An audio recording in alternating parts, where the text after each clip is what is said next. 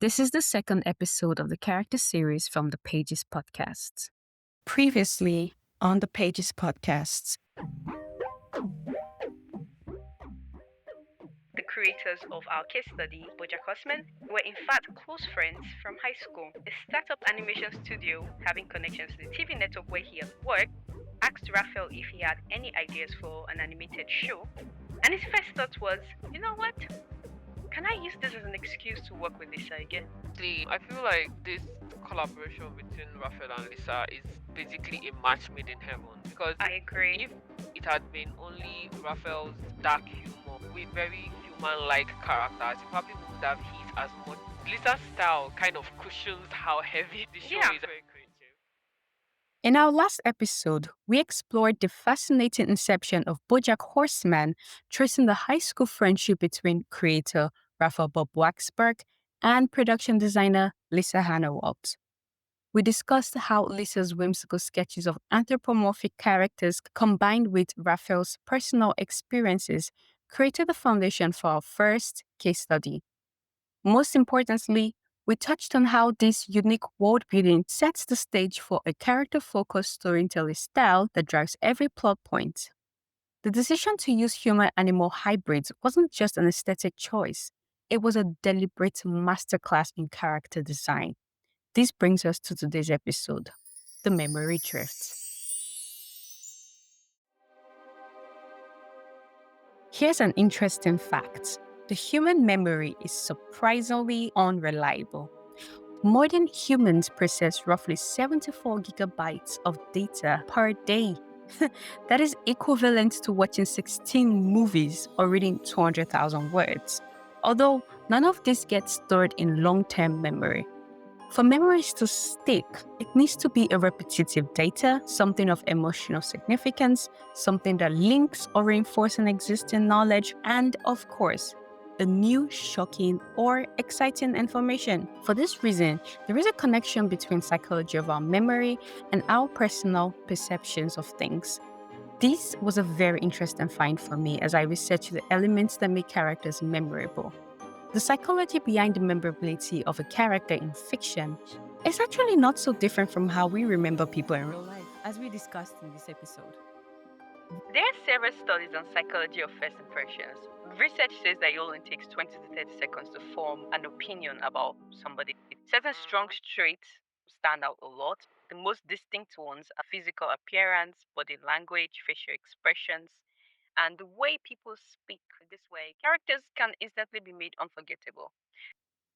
This is the first part of our deep dive into the character design saga, where we will connect the dots between visual characterization and narrative depth. Using BoJack himself as our primary lens, we'll explore what makes a character truly unforgettable. Our goal is to uncover why these characters feel so well-rounded and relatable, giving you insights you can take from our notes and apply in your own creative process.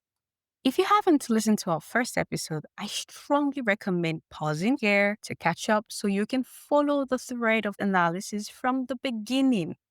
But if you're ready to dive in, thank you for making it to the second episode of the character series. I'm your host, Betty, and with me is my co-host, Rita. Without further ado, let's talk characters.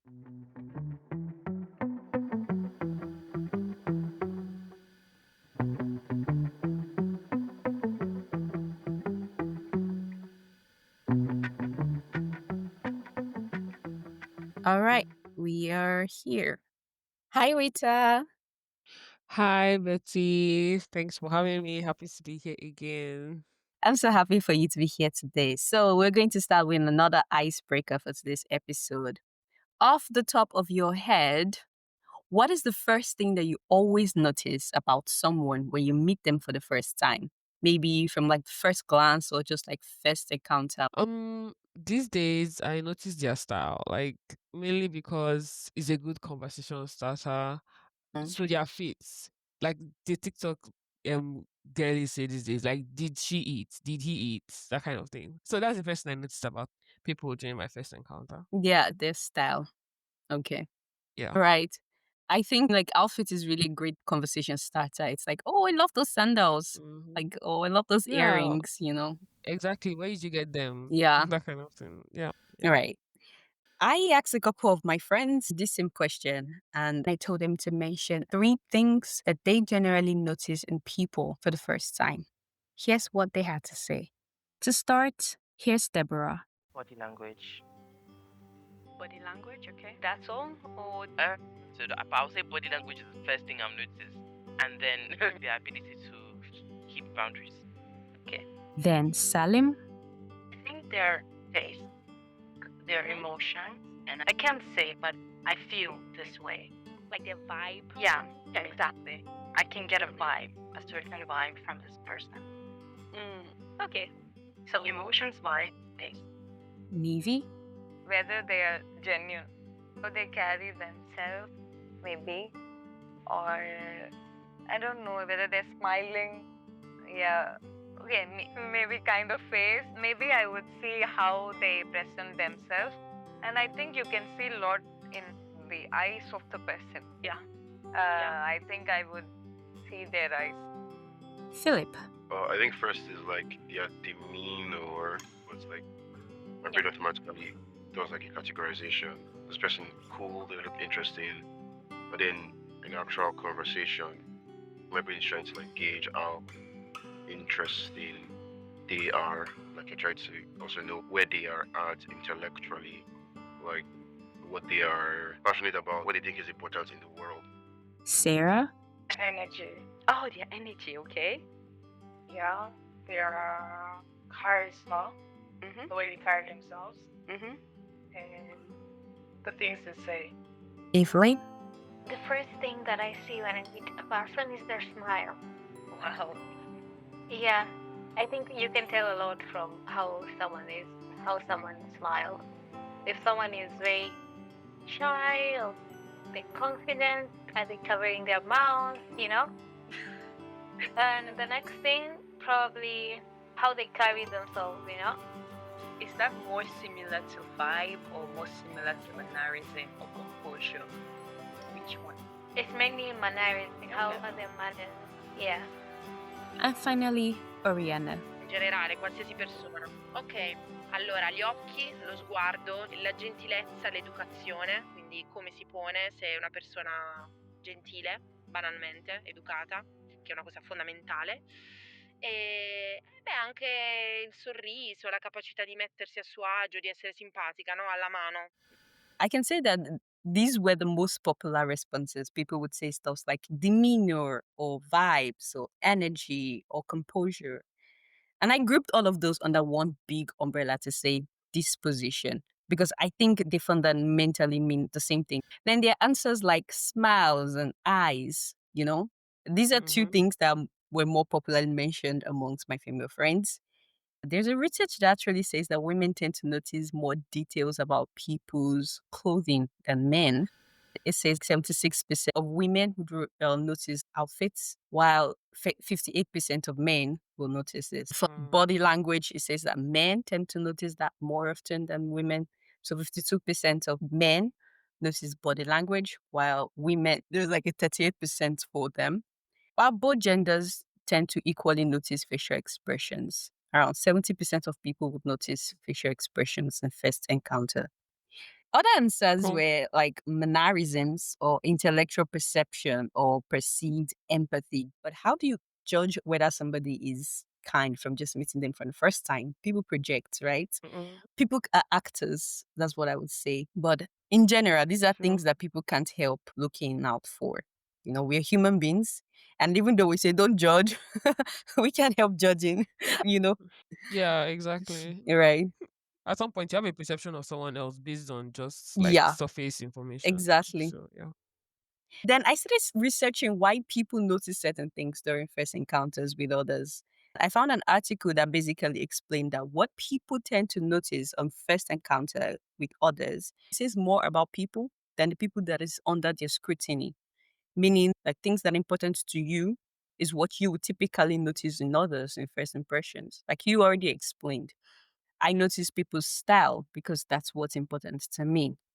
But the issue of first impression matters a lot to today's topic because it is connected to the first part of character design in the series. The first part of the character design is called memory drift, and it's all about creating memorable characters. And that's what we're doing for today's episode. Many writers, authors, and creators of stories are aware or they eventually develop the awareness of the issue of first impressions of their characters. This establishes the foundational basis of how your audience will perceive the character you're presenting to them. The thing is, as a storyteller, you want to have a character that is very memorable because this allows your audience to have something that they can instantly or constantly connect them to the story you're telling. So the audience may forget all about the specificities of the plot, but you know what is hard to forget? The characters. If they are well crafted and very memorable, they are very hard to forget. It's very much like an unforgettable first experience. No, Rita? Yeah, actually. Yeah, I agree. I'm using this just as an analogy. If a story is Mm-hmm. like an amusement park, then the attractions or the rides that you experience, they are the plot of the story. They're very interesting. But what do Mm-hmm. you take with you from that amusement park? If you go to Disney World and you buy the Mickey Mouse hat, ears, or whatever, you take that with you, and that becomes like a memento for you. Mm-hmm. When you're home and you see it, you always remember the Yeah. experience of going to an amusement park or going to Disney World. That is how characters are in storytelling. They're like the souvenirs you take with you. When you become a fan of a show and they start to make merches of the show, what do they typically put on those merches? The characters, duh. Some shows will have really cool art of the city, of the name of the show, like Stranger Things. The art of Stranger Things is really cool. Or Mhm. even without the characters there, if they just put like that the what's the name of the place where they I don't remember Yeah, the I don't name of. remember the name, but I know it was dark and scary. I had a lot of color red. A lot Yeah, of exactly. So yeah, if they that's put what I that know. and then they put the name, the lettering of the Stranger Of the Stranger Things, Things, yes. you know, it stands out for you, right? It's like Yeah. something very. But then if they put the characters there, it's even more memorable because you know you can relate each of these characters to a particular experience in the story, right? Yeah, yeah. If you want to create a story that sticks with people for a long time, you have to make sure you have characters at the center of it. Like I said, you forget the plot, you forget all the other details sometimes, but the characters, those are hard to forget. You want to make sure that you're Mhm. creating characters that are difficult or nearly impossible to forget. There are several studies on psychology of first impressions. Research says that it only takes 20 to 30 seconds to form an opinion about somebody, to have a first impression about a person. Certain strong Mhm. traits stand out a lot. The most distinct ones are physical appearance, body language, facial expressions, and the way people speak. Through a combination of these distinct traits, consistent behaviors, and impactful actions, characters can instantly be made unforgettable. This is something anime gets right a lot, especially Mm. really OP characters. The way the authors or the creators would bring these characters out, you always remember how they come into the Yeah. story. They would tease them a lot. They would do a lot of foreshadowing and eventually they will introduce them. And sometimes they would even come with their own soundtrack. Don't know. Oh my god. Can you think of any characters whose first introduction stuck with you? I would love to make a reference to anime, but I think I want to go back to like my Mm, childhood. And there was mm, this show I liked called Zoro, not mm-hmm, the One Piece Zoro. You guys, calm mm-hmm. down. I know the One Piece fan and they'll be shouting. He had a horse and then a whip, and I think he uses his whip to smack his head. So inside Sha on the criminals, like, cause he was a vigilante. So Mm, I remember that his introduction had music, and then he would be riding a horse towards the camera. That's literally what I mm, remember. I mm. may be wrong, but I shall know that it was an epic introduction. Anytime I hear that sound, I will literally run for the TV. I would run to the living room. I'll be like, Zoro is on TV now. So I kind of understand how introductions can stick onto you like glue. Yeah. Mm. The creators of BoJack Horseman, which is our case study, they didn't take the dramatic route as we're talking about, like we see in anime. Their strategy Mm-hmm. was a little bit more subtle and actually more realistic because in real life, when you meet a person, no matter how fantastic they are, there's no music playing in the background. Wallahi. Yes, there's no ta-na-na-na, ta-na-na-na. Maybe in your head, maybe if you met somebody extremely attractive, maybe in your head you would be hearing some sort of music. I don't know. Mhm. But in real life, you don't hear that. Although the Bible does tell us that when Jesus comes back, we would hear music. There will be like a trumpet and all of that. So we're looking He's forward the to the first. OG. You are looking forward to that, We're man. looking for the Like, first human being who is going to be introduced to all of us with music. So yeah, okay. like actual music, not the one you hear in your head. Yeah. So the creators of BoJack Horseman, they imagine their characters in a more possible situation, like a more realistic situation. All their characters, they start with a physical attribute. A huge success to the distinctive of many of the characters from the show is the creative physical look. That is all thanks to Lisa Hannawald's imaginations. Each time they introduce a new character for the first time, you will find them in a very classic moment. That is a typical scenario common to their own character story. And you get a good sense of who they are, how they react, when. And this tells you a lot about this character during the first introduction. The whole deal of memorability begins from first impression, which mostly considers everything physical and obvious to the deeper nuances. For the analysis of memorable character, we'll start with the main protagonist himself, BoJack Horseman. In BoJack Horseman, everything about the design of the characters started from the physical aspect and the character sketch profile. Don't forget Lisa's sketches. Here's this cool quote about appearances that I found on Brain Quotes by a Greek philosopher called Anaxagora. And he said, appearances are glimpses of the unseen. From the character physical design alone, you can cue your audience into what to expect from this character. You can give a little preview into the unseen aspects of the character. So let's see how the creators did it for BoJack Horseman. Shall we? Yeah. Ready.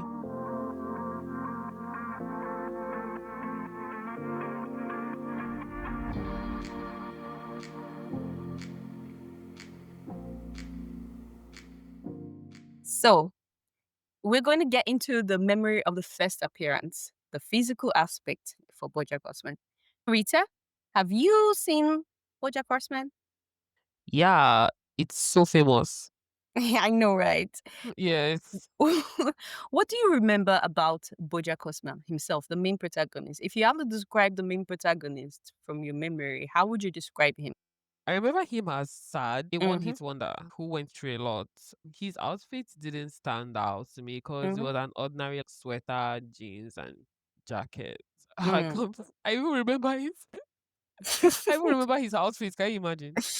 Yeah. So he's just like a very sad guy who drinks a lot too. Yeah. It is not surprising for a show as character focused as BoJack Horseman that the first idea for conceptualizing the characters came from physical sketches of the creative director, Lisa Hannah Waltz, as I said before. And she's been making comics since she was 6, you remember? Yeah. And Raphael Bob Waxberg, the creator and showrunner, started off his idea for the show from her sketches. The first thing that you notice about Lisa's sketches in general is that they are of anthropomorphic people. Anthropomorphic. It means animals having human characteristics. And she creates them in a style that is distinct and unique to her. Her style is so distinct that when she turned down the offer to work on BoJack at first, the crew, they tried to go with some other artists, but according to the executive producer of the show, Noah Bright, no one could get the tone of the characters right. Her style is a style that is not quite common in other animations. It was said that during an interview with Vulture magazine, that quote, development had proceeded after Lisa's initial rebuffing of the proposal, with several seasoned Hollywood animation pros taking a whack at formalizing the character designs for the main cast of BoJack. However, the qualities that made Lisa's work unique, especially in animation, were still part of the original horseman drawing that was seared into everyone's imagination from the early emails and proposals. Nothing else seemed to be doing the job as well as Lisa's indie comic line work and curious characters, which could only hail from Lisa Annawald's universe. Can you imagine having artistic style that is so unique and irreplicable? Yeah, I can. In fact, that is the dream of every illustrator, Right? honestly. Yeah. Yeah.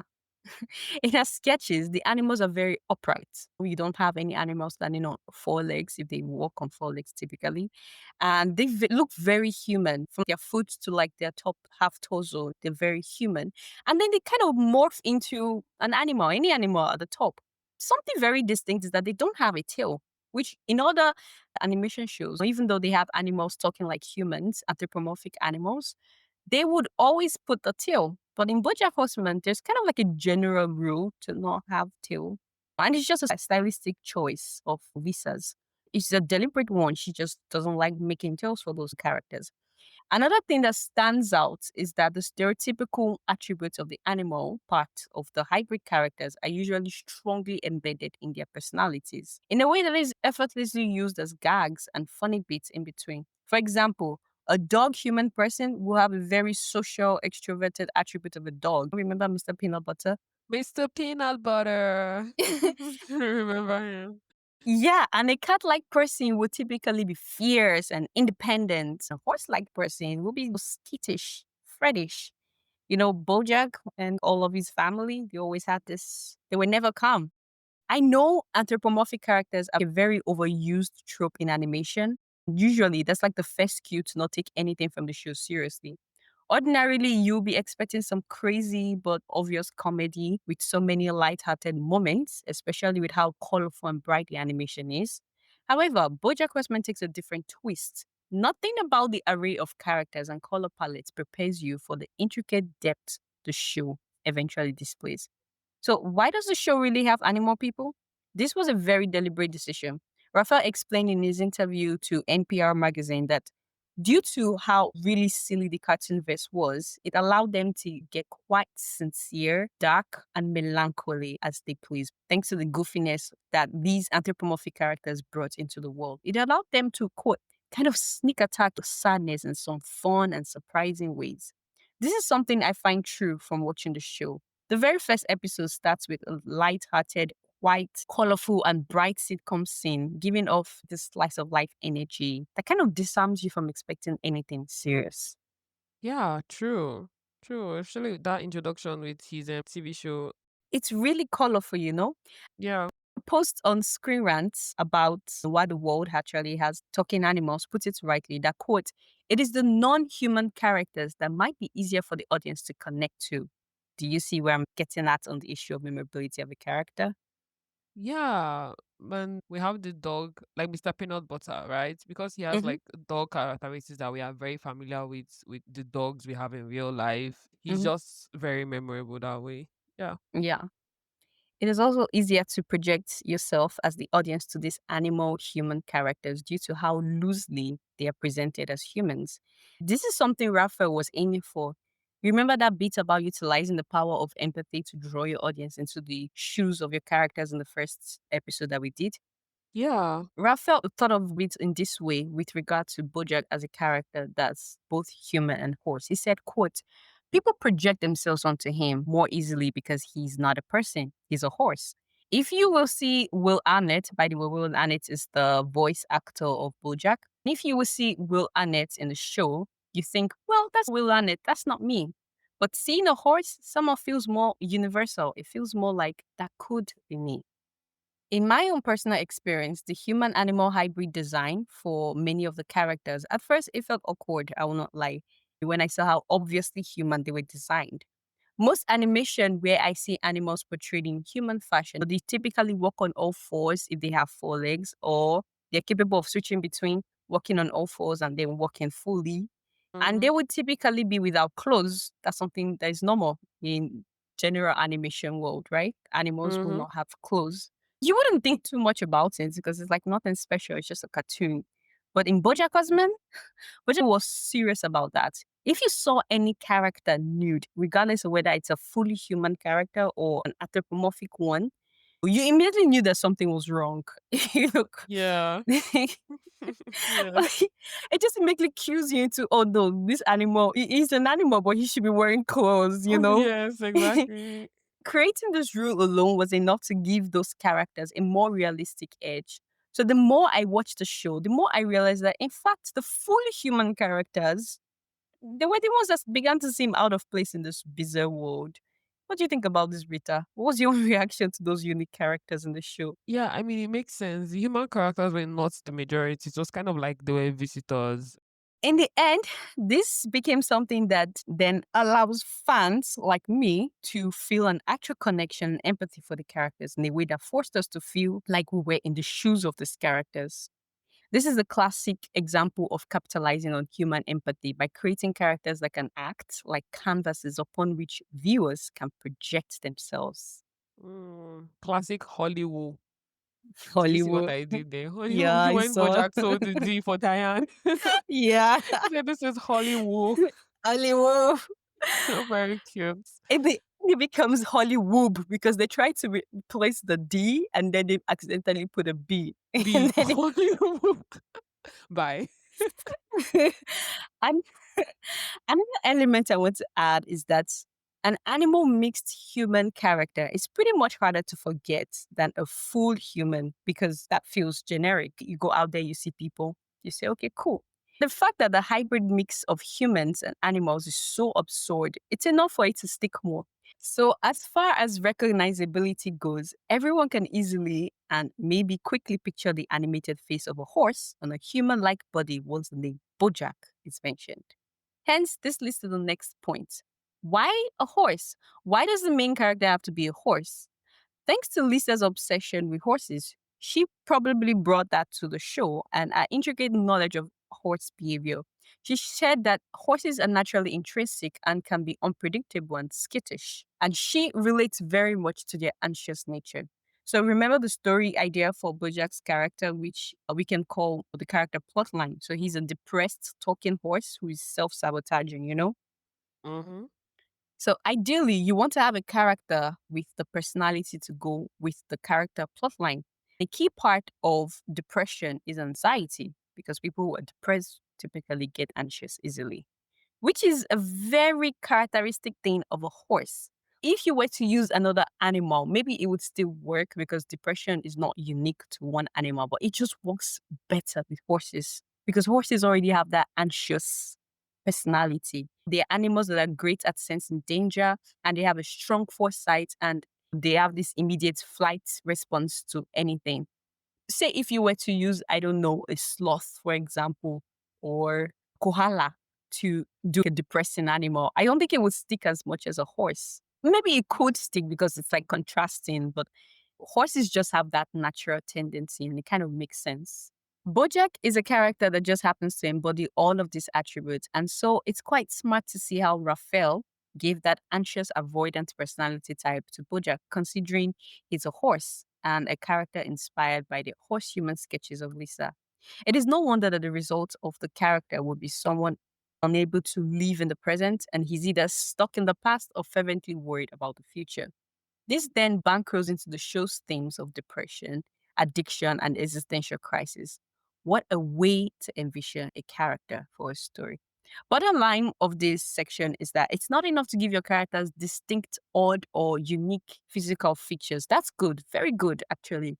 But Bojack's horse head feature is similar to Harry's lightning bolt scar in Harry Potter or Avatar Aang's arrow tattoos all over his body.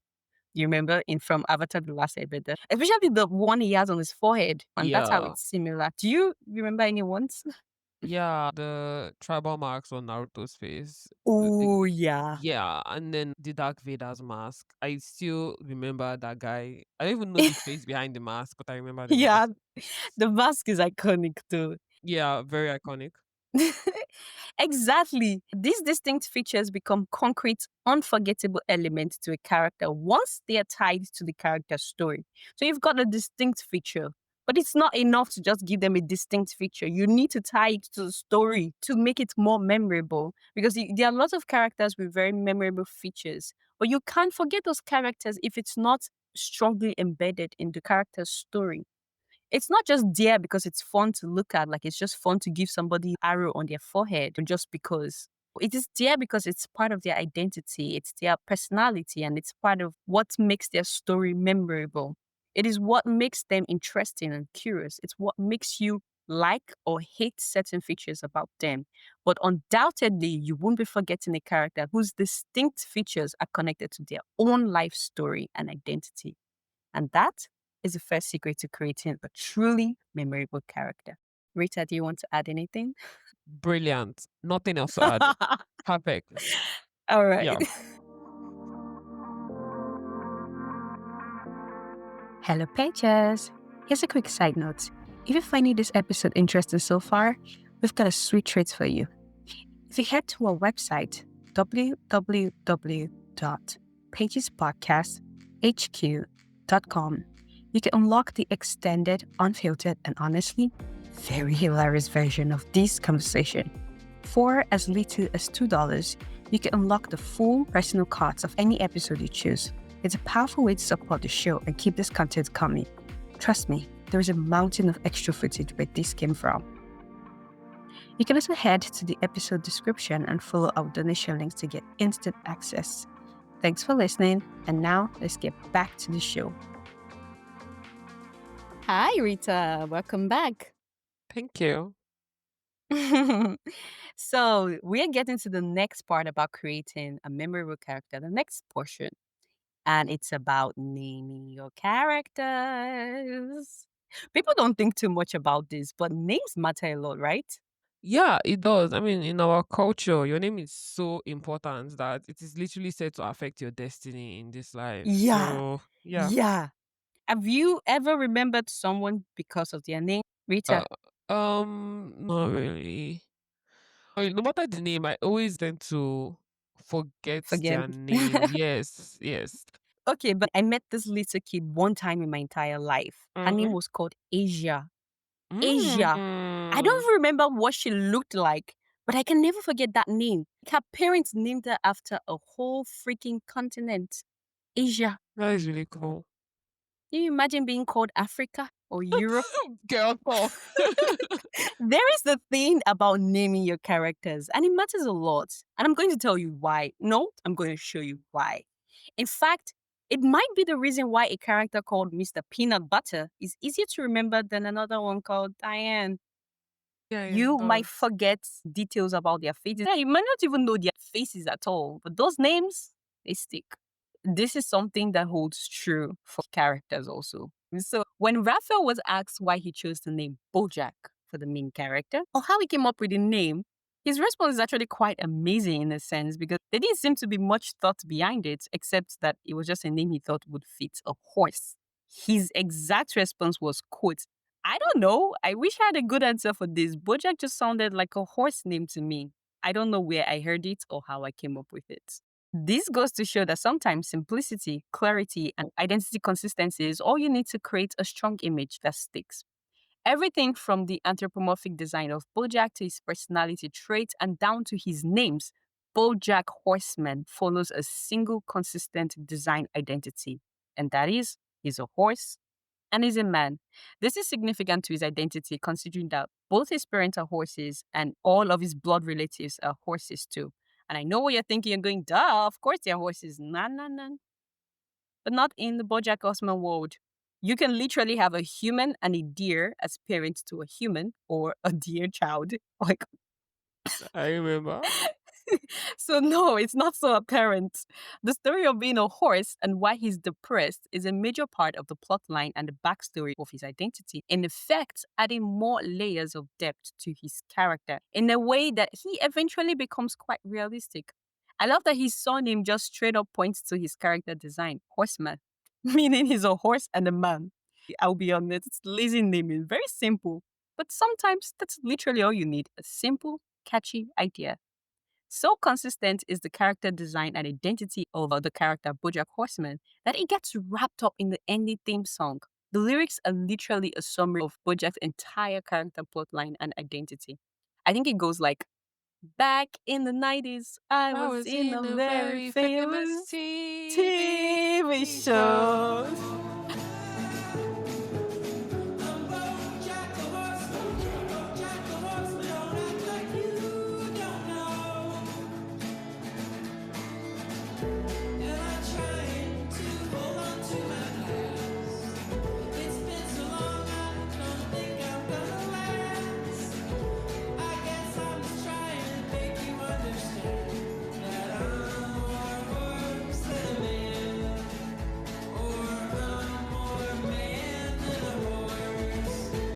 BoJack.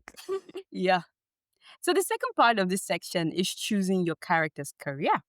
That's another part of creating a memorable character. The career. I know you're thinking, why?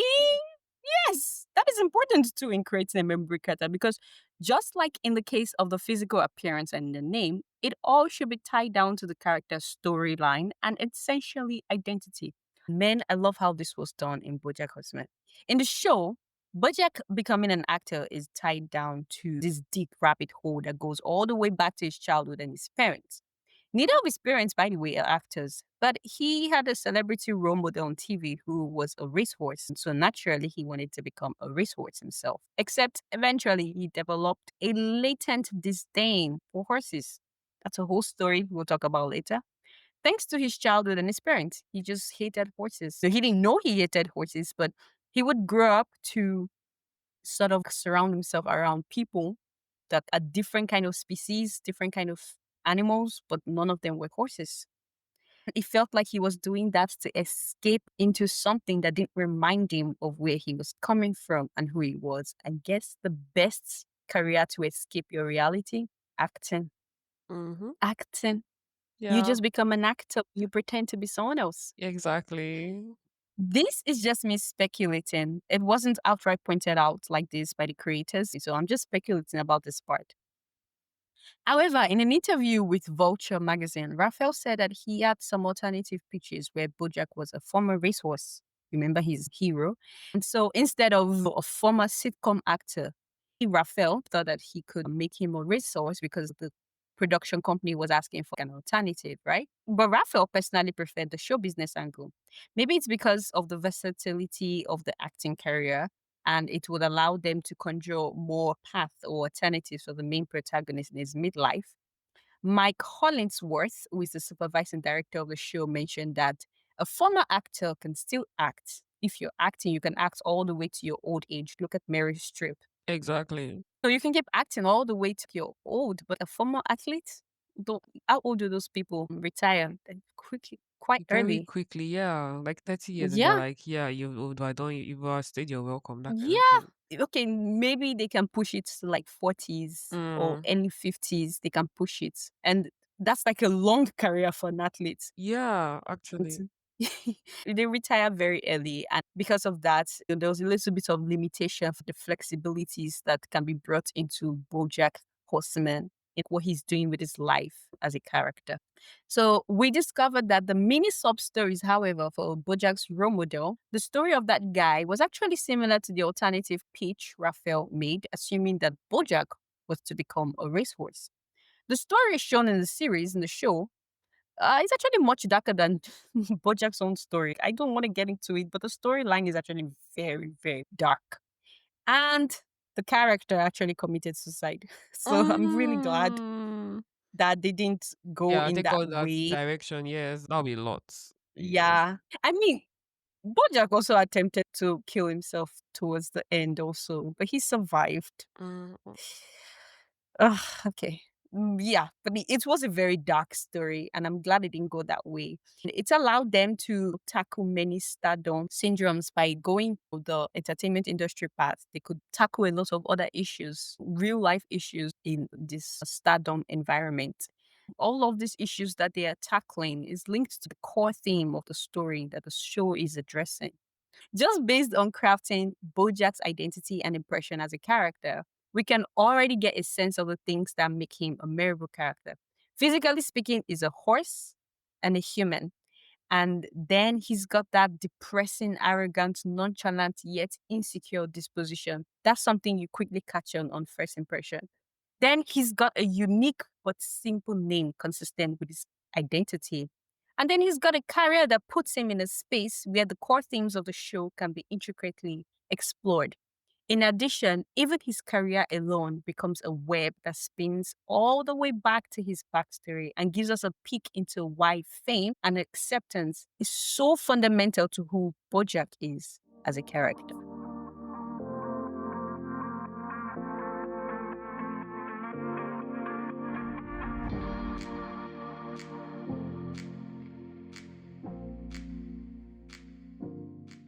Okay, so here is the final part of today's episode, and we're going talking about the psychology of the first encounter with the character BoJack Horseman. I first discovered BoJack Horseman in 2019. I came across an image on Pinterest. It was a collage of two screenshots from what I assume was a show. The two screenshots were an animation of two characters seated on a drab sofa in this murky or dimly lit room under a makeshift tent fashioned from what looks like a blanket or a bedsheet held up by stacks of beer cans. Honestly, I have to assume that those beer cans were full because, like, how else will they hold the weight of the sheets, right? Nothing in BoJack Horseman makes sense. I mean, not like nothing in BoJack Horseman makes sense, but like it's BoJack Horseman, so I wasn't even surprised. I was like, "What the hell?" It's fine. So one of the character had a very distinct feature in a way that he appeared human, but he had the face of a horse, literally. And in this mishmash way, not in the way that you have like the glorious centaur, the one with the human body and the bottom of a horse, not in that way, but in like this odd hybridness of a way. The other character was a regular female, fully human, and she had a very, very simple design. She was dressed in a long evening dress and heels, and so she looked very formal, and she had dark blue hair. And she had mascara running down her eyes, indicating that she must have been crying. So, with the pair seated on the couch at a comfortable distance from each other, the host guy appears to be giving the female character some advice. So, he has this solemn face and it looks like he's about to drop the best words of wisdom out there. And he do caption read in the first screenshot. Here's the secret to being happy. That's how I was thinking about the voice. Here's the secret to being happy. And then on the second screenshot, it read, just pretend that you are, and eventually you will forget that you are pretending. Mic drop. Fake it till you make it. Fake it I till you think it's make it. it. What's actually very funny about the second screenshot is that the horse guy character doesn't even have the same confident look in his face in second screenshot as he does in the first one. Instead, his gesture, he looks uncertain, and his expression, he looks lost. Like he doesn't even believe what he's saying. Like he doesn't even believe his own advice. That's what the second screenshot looked like. I'm screaming. And beautifully, this is something I got just from looking at that picture on Pinterest. And I had not even seen the show. Yet, when I did eventually watch it, I saw that my observation I got from the image was consistent with the kind of character anybody will come to discover that this horse guy character, the main protagonist of the show, BoJack Horseman, actually is. Right from the first episode, after I decided to give the show a try on Netflix, I realized two things. That one, I wasn't going to like this character very much. And that two, he was actually painfully relatable. There was a clear creative decision to keep the world of BoJack as realistically messy as possible. Normally in cartoon world, when there is a major disaster, by the next episode, everything is cleaned up and it looks like nothing happened. If an animated character gets roughed up, when you see the next episode, the character is good as new, as if nothing happened. Some animation shows don't even show the passage of time on the characters, not significantly at least. A baby remains a baby for more than 10 seasons. Remember Simpsons? Grandparents remain old forever, and teenagers remain teenagers forever. In BoJack Horseman, though, time is obvious on the character, and so are many mishaps. If said character breaks their leg in one episode, we usually would see how it takes a few episodes for them to heal and recover. Yeah, that was brilliant, actually. I love that Yeah, about the show. Yeah. yeah. And in BoJack's character timeline, he's constantly changing. When he's a kid, he has that innocent look and he's wearing a sailor outfit. In his teenage years, he breaks out with pimples, just like reality, right? And we see him looking visibly emotionally exhausted thanks to his family dynamics that has started to weigh very heavily on him. Then his outfit becomes more 80s coded when he's a young adult because he would have been like in the 80s in his young adult age, right? Once he gets into showbiz, he's clearly not trying to dress to impress. And so he's trying to look more lavish with like jewelries and expensive cars when he gets to the era of his peak. So he has all these different phases and his physical appearance is constantly changing with all the different phases. Yeah. Really cool. I preferred his showbiz era, honestly. I was like he was on a roll. He was cool on his Yeah. Now, in the present time in which his story is actually being told, his time of fame has kind of passed, and he's now like, as one character mentioned, a pseudo celebrity. I remember BoJack was so angry. A pseudo celebrity? How dare you come? Exactly. I remember too. And you can see him still trying to dress to look younger in his present time than he actually is. He often wears a grey sport jacket, a blue sweater, blue jeans, and red and white sneakers. He's got a disheveled mane because dude is seriously trying to keep it together and he look like, in his own words, well adjusted. Well, He now has a visible pot belly, and we can say it's thanks to his heavy drinking. And he looks like that awkward uncle that you can't help but hope he doesn't show up at family gatherings. And you know you're not the only one thinking, everyone is thinking it too because that uncle is just so tone deaf and ignorant.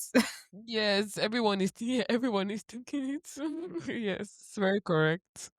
Now, towards the end of the series, his appearance changes again. And at this end of the series, that's where he starts trying to put in effort to be a better person. He stops dyeing his hair, and shocker, he has gray hair. We didn't know he had gray hair until we got like towards the end. He has gray hair. Bro, yes. I don't even remember him having gray hair, but yeah, Yeah, towards the end, he has gray hair. And we're introduced to a BoJack that now looks his age and he's learning to accept himself. Each of these different appearances marks a significant character arc for BoJack.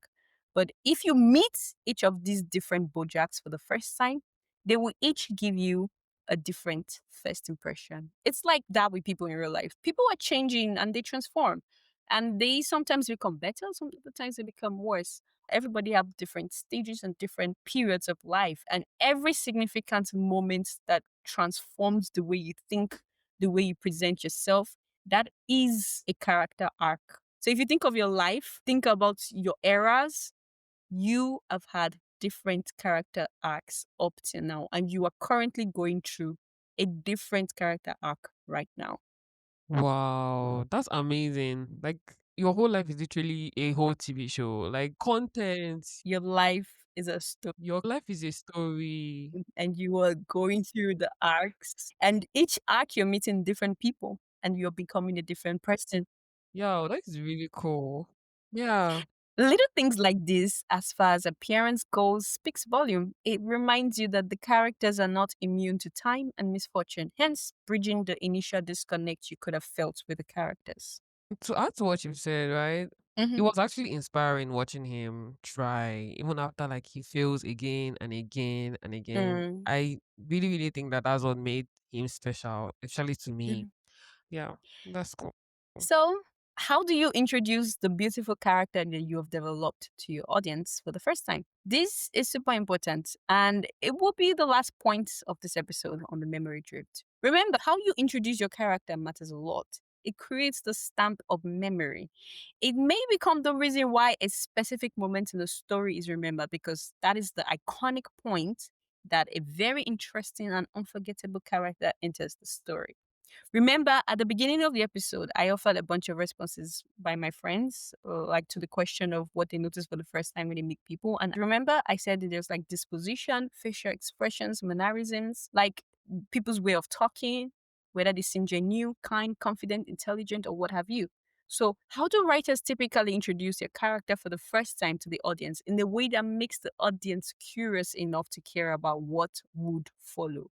How is it done? How was it done in BoJack's case? Let's get into it. In almost every first intro of a character in most stories, you immediately get a name. This is why that bit I shared about picking a memorable name for your character is significant.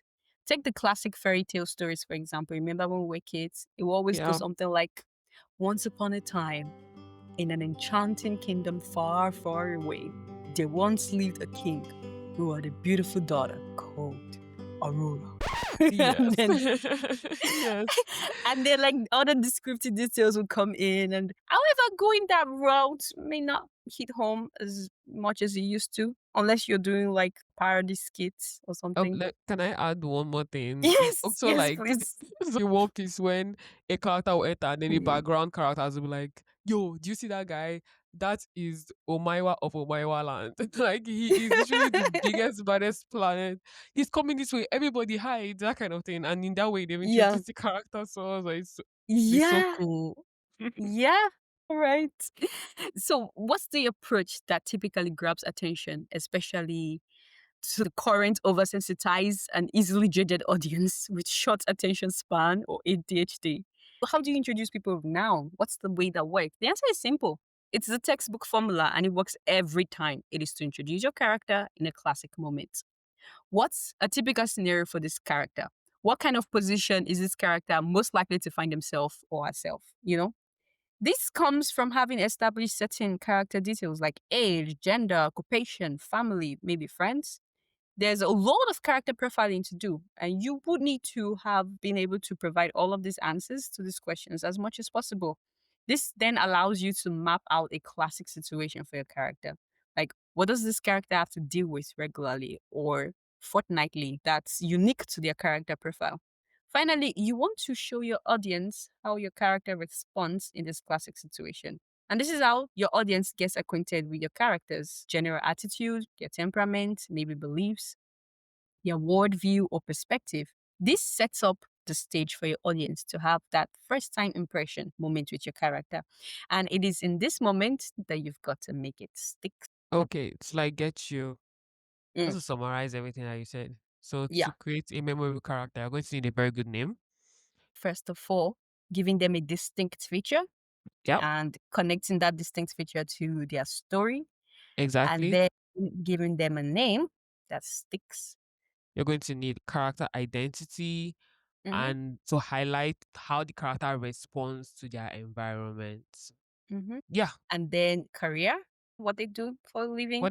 that's linked to the identity. Then how they also Yes, respond to like their exactly. environment. Yeah, the classic situation, what their Yes. typical life is, and then how they respond, and then that's how you stick it. Wow, fantastic.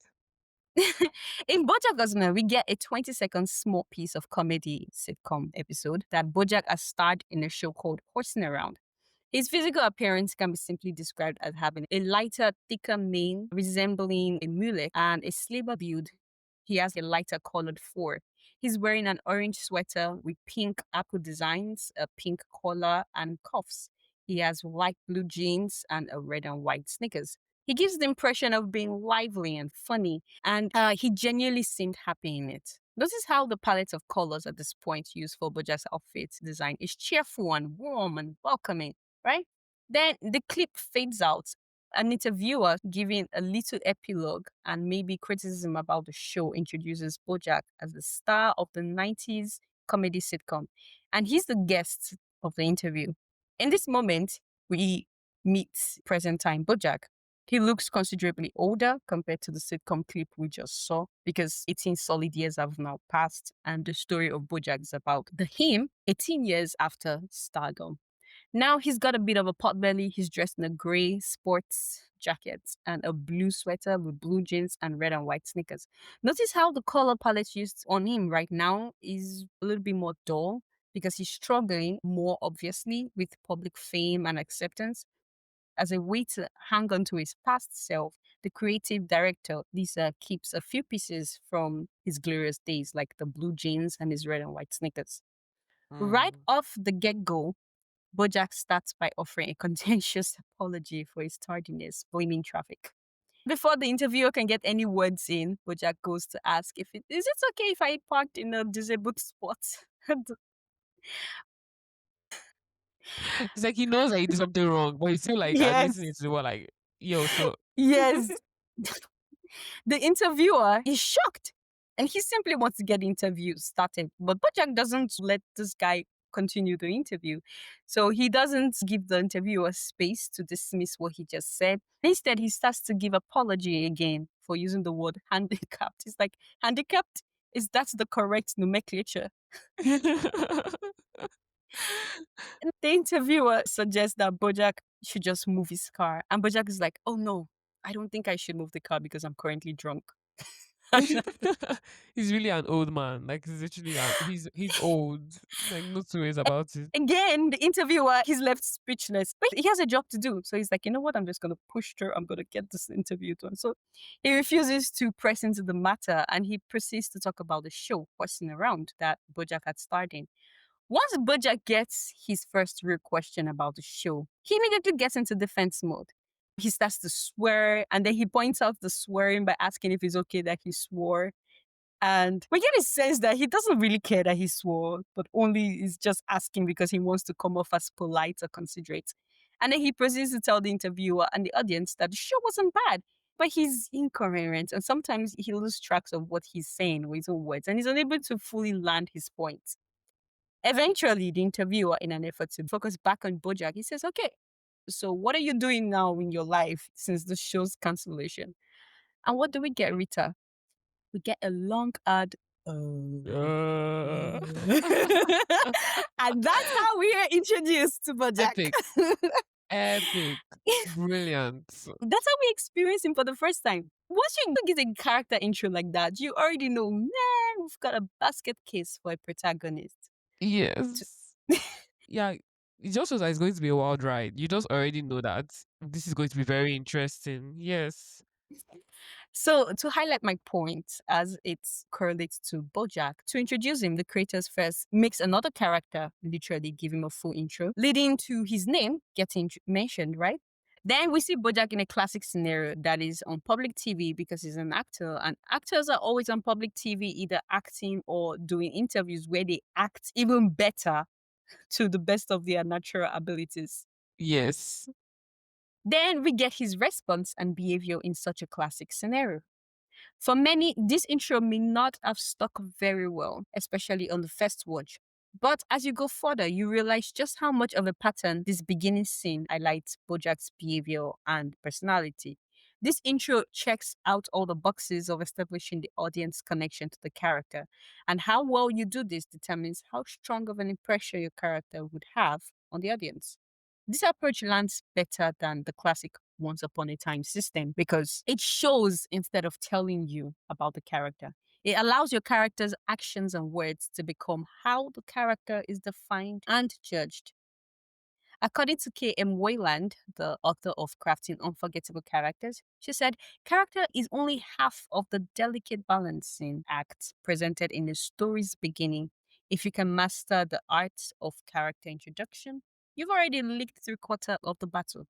As I found during my research, I find that that is very hard to argue with, but I'm not a writer yet or author. So what do I know? I'm just a messenger of the stories discovered from the pages of the established ones, relaying to those whose mind wander in the treacherous wasteland of their heads, filled with stories untold. So, with that, we have come to the end of today's episode. Very interesting. I've learned so much. Honestly, like I have learned so much from this episode. I literally cannot wait to imagine the characters I will form in my head and not put down ever in this life. This is so good. I feel like people who are aspiring to be maybe comic artists or maybe script writers or maybe people who are going to work in the storytelling industry would gain so much from this episode, honestly. Well, thank you. Because it's like these are the things we never pick up when you're just watching it directly. Like your mind doesn't go there. You're just enjoying it and you don't know why you're enjoying it. But hearing all this today, now I understand why it's so wonderful to watch. Yeah, so this is the first part of the character design saga. In the next episode, we will get into other parts of character design. Before we leave, here's another quick reminder for you, awesome pager. As I mentioned, this is the shorter, cleaner version curated for public platforms. But if you want the real stories, like crazy talk about zebra meat, peculiar names parents are giving their kids, and the anime madness of introducing epic characters, you've got to hear the original unfiltered cut. We dive into all those side digressions that somehow always circle back to the heart of this episode's topic, creating memorable characters just like the creators of BoJack Horseman. You can unlock that full experience at our website, www.pagespodcasthq.com, for as little as $2. And if you also follow the donation links in the episode description, as a thank you, any amount of $2 or more will give you instant access to the extended episode of your choice. Finally, don't be a stranger. Connect with us at pagespodcast_HQ on social media. Like, subscribe, share this with a friend, and most importantly, leave a comment. We want to hear from you, and we look forward to responding. See you on the next page. And with that, today's episode is a wrap. Thank you, Rita, for joining me. Thank you, Betty. Can't wait for your next episode. Thank you for this moment. Yeah. Bye.